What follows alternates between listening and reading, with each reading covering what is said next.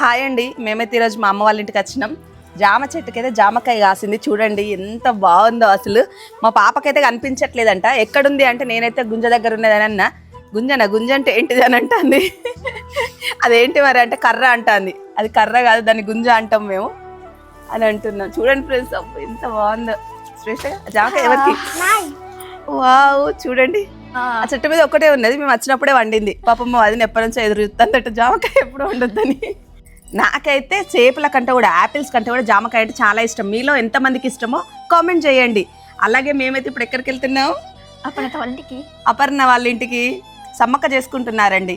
Hi friends, ఇదైతే మా అపర్ణత వాళ్ళ ఇల్లు. చూద్దామా?